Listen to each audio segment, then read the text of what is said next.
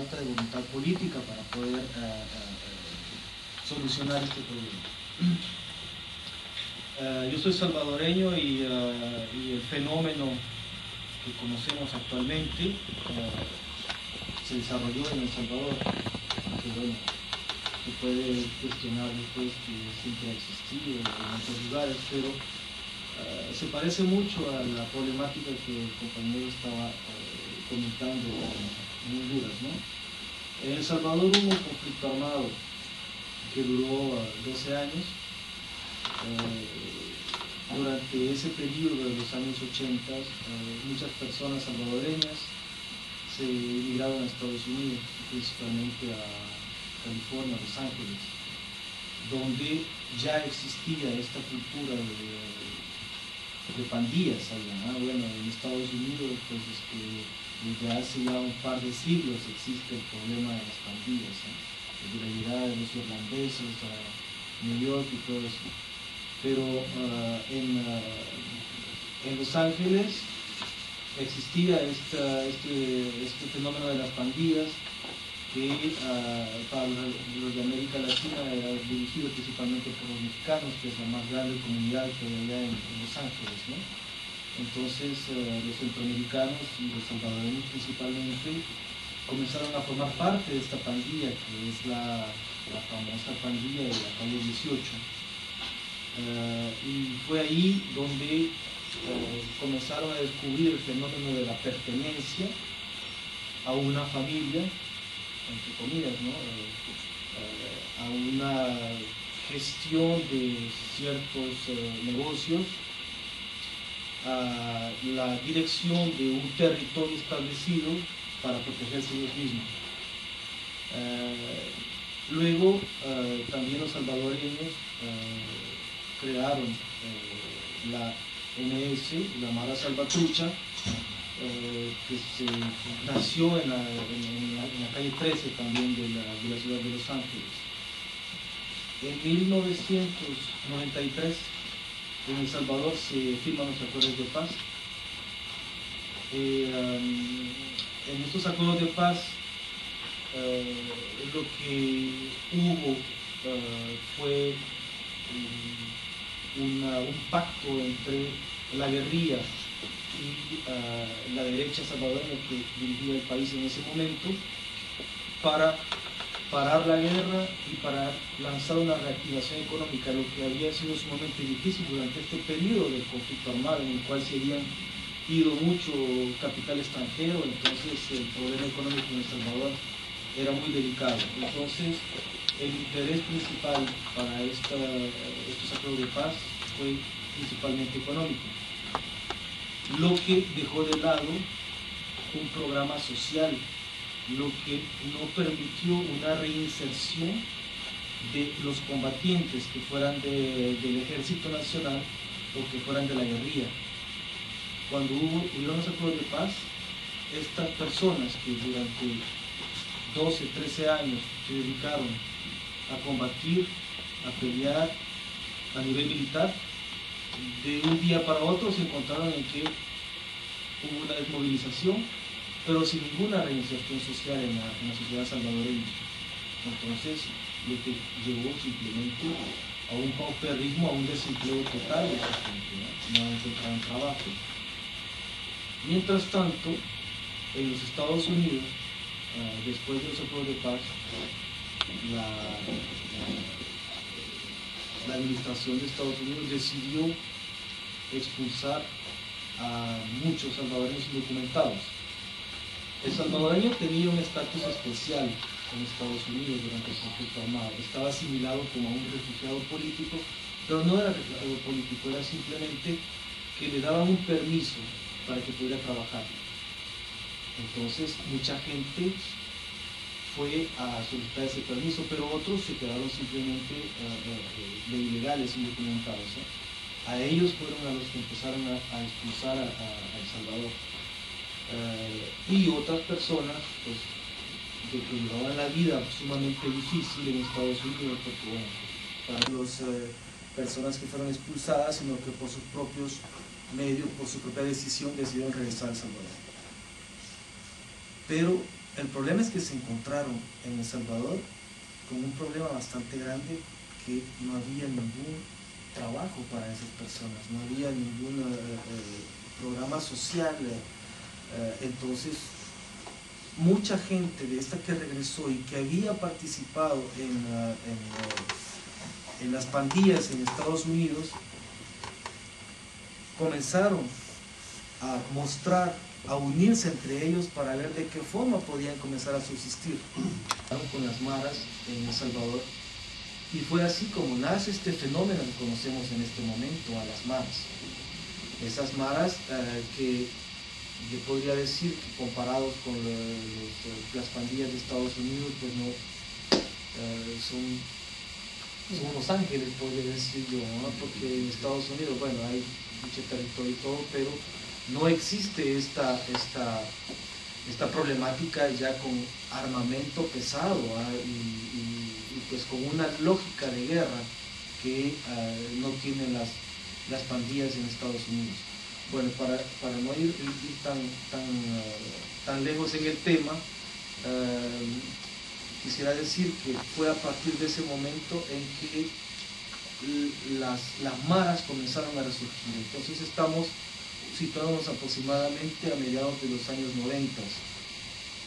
En ese momento el gobierno salvadoreño en turno no le dio mucha importancia a ese fenómeno.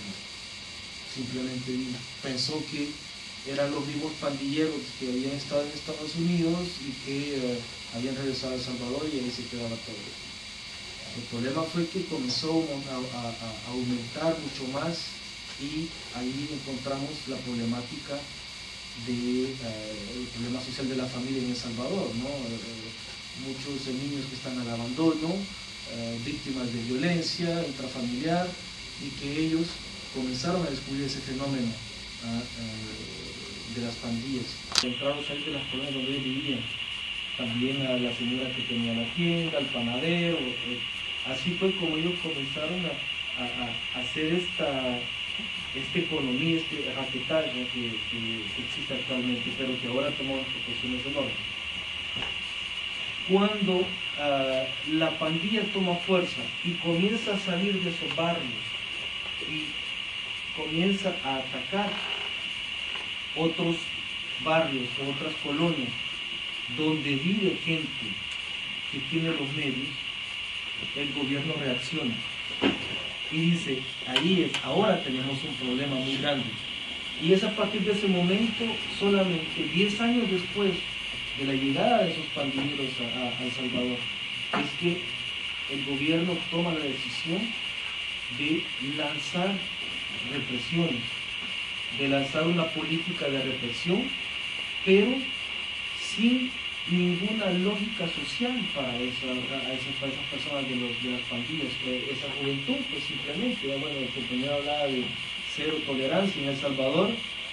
La política del gobierno fue mano dura, mano súper dura.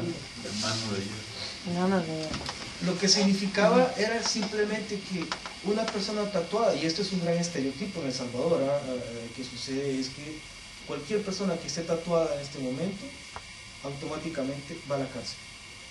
Cualquier persona, todos. El problema es de que al interior de la cárcel, esas pandillas continúan a funcionar, siguen dirigiendo, porque lo que podría ser importante de recalcar es que las pandillas se han hecho sumamente fuertes y grandes y se han aliado al narcotráfico, a la corrupción política. Entonces ya no son solamente las maras que se muestran así en la pantalla, ¿no? Sino que ahora esas maras ocupan esferas políticas del gobierno, están relacionadas con los carteles. Hay mucho en El Salvador, desde hace unos 3 años ya ha llegado directamente capital colombiano a instalarse, y lo que les permite a esas personas poder continuar a hacer eso es que les pagan a los mareros para que los mareros continúen a hacer la distribución de la droga, y a intimidar muchos sectores para que esta economía paralela del narcotráfico pueda seguir continuando, ¿no? Ahora bien, lo que también es importante saber y de por qué es que el fenómeno de maras en El Salvador se expandió fue también por el problema migratorio que existe. Muchos mareros salvadoreños se dieron cuenta que finalmente en El Salvador, aparte de ser mareros, no tenían ninguna solución a sus problemas, falta de empleo, falta de programa social, como le he dicho, no hay educación, en fin. Decidieron regresarse a los Estados Unidos y comenzaron a tomar la ruta, pues esa, ¿no? De El Salvador, Guatemala, México, pues, entrando por Tapachula y pues finalizando por allá por Tijuana. El famoso, no sé si ustedes conocen la historia de este famoso tren que los migrantes toman en Tapachula y que los lleva hasta Mexicali, y que la gente va sufriendo mucho porque es la línea en la que se han instalado los mareros migrantes salvadoreños. Y entonces ese fenómeno que comenzó muy sencillo con un retorno de unos cuantos migrantes que habían pertenecido a las pandillas en los Estados Unidos, ahora es un fenómeno regional. Ahora es un lugar de paso y es un dominio total, ¿no?